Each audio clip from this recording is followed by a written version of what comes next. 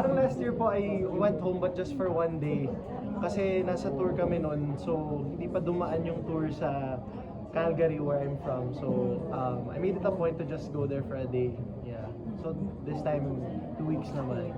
Darren, kanina na-mention mo yung process niyo ni Bryce. Kasi ngayon medyo mainit si Bryce sa social media. Nagkakaroon ba ng mga moments na nagkakaroon ng open kayo sa group ng Showtime host? Opo, of course, may group chat din naman kaming mga Showtime hosts and we're always very supportive of one another, especially ngayon kay Ate Vice. Kasi masasabi ko talaga she doesn't deserve, you know, all the hate she's getting. And I randomly text her, you know, like I text her that we're always here for you and we love you. Kasi napaka-genuine na tao ni Ate Vice. So masasabi talaga namin na she doesn't deserve the hate that she's getting right now. Yeah. Ano una mong gagawin pag nag-vacation ka? Totally ka wala kang usapin, wala kang showbiz Opo, hindi naman completely mawawala. Pero just to catch up with my family kasi hindi ko rin sila nakaka-bonding kahit pag nandito sila. Lagi po akong nasa work so hindi ko rin sila nakakasama sa bahay pag bumibisita sila sa akin. So this time excited na ulit akong mag-camping sa Canada. Mga ganun. Kasi the last time I did that was parang pandemic pa po. So, yun lang. Darren, yung image mo medyo mahiyain, pero marami nagulat na marami na rin palang na-link sa'yo. So ngayon, sinasabi na partner pala si Darren. So anong na-feel mo na ang daming girls na nalilink sa'yo from showbiz? Opo. And then yung last nga naging controversial pa, di ba? Syempre po, naman yun parte ng buhay. Parte ng buhay. Pagdadaanan naman natin yan from puppy love to moving on to more mature relationships. And I'm just happy that I'm friends with all of them naman na nababanggit ko. And it's all about maturity at the end of the day, how you're going to handle, you know, the relationship you have with those people and stuff like that. And it always takes time. Hindi naman kailangan right away maging okay kayo. So, I appreciate all of them kasi lahat naman sila, we're all friends naman din po. Pero maraming nalungkot Darren kasi yung mga fans niya sa When I Met You in Tokyo, Cassie, ay nag-expect na aakyat sa next level. And then yung diba, parang nauwi sa friend zone ba? Hindi naman friend zone, naman basta sa amin na yun ni Cassandra. Pero yeah, Cass and I, we're still okay naman po. Hindi naman totoo yung mga lumalabas na mga issues tungkol sa amin, na may mga grudges between me or Cassie and her family. Okay po kaming lahat kaya sa amin, basta alam namin yung totoo, we're all fine, we're all okay. So what change? Bakit dati di ba post kayo na post ng photos, used to be very close. Bakit parang nagbago siya? I feel like it's also yung mga ginagawa po namin sa buhay, magkakaiba rin ng mga tinatahak ngayon sa career namin.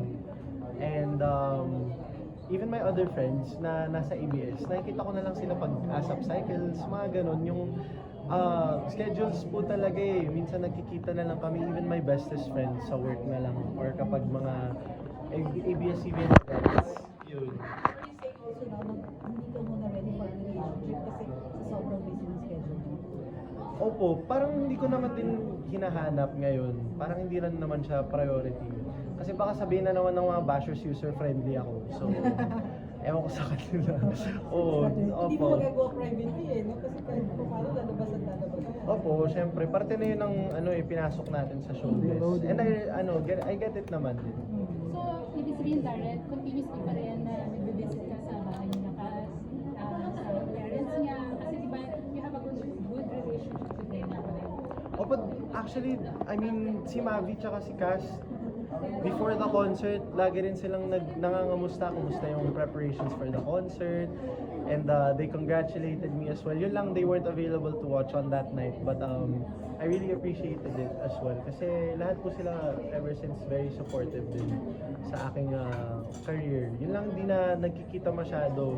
Kahit sa mga endorsement shoots namin na magkakasama, hindi na kami magkasabay. Kasi, opo, magkakaiba na kami ng availabilities. Yeah. Get ka naman ng message from Opo, yeah.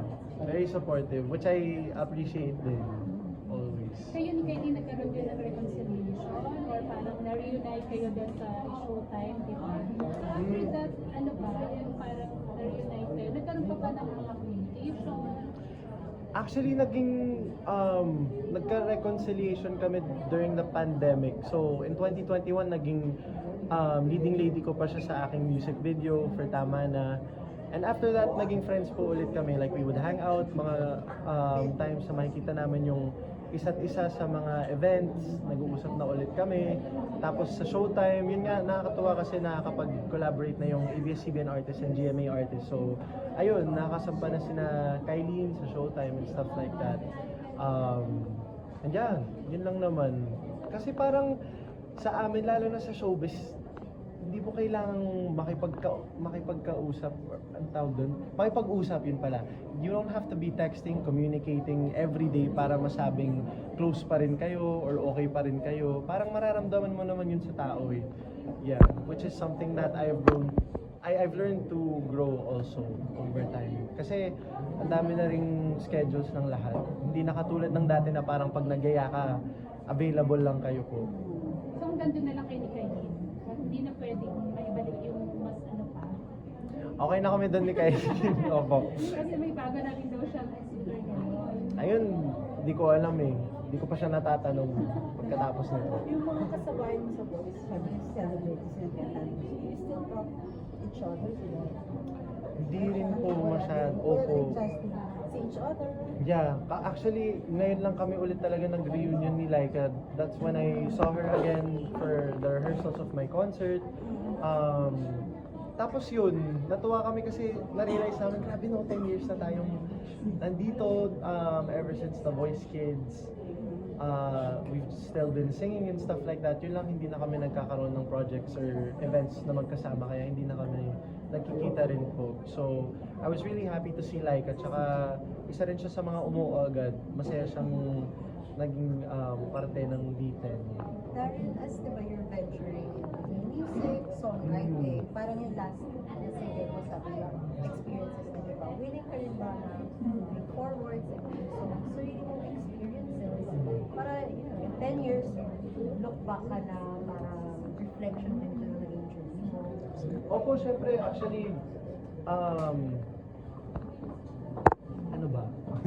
Yung mga sinusulat ko nga recently, Dahil ano na, wala namang masyadong relation sa akin, but I hope in the future I can write songs where, yeah, it's a reflection of my journey or my life at the time I wrote the song. Of course, importante rin po yun for, you know, connection as an artist to your audience and also personal life ko. Like you mentioned nga po, maganda rin na when I look back on it, ito yung pinagdadaanan ko at the time.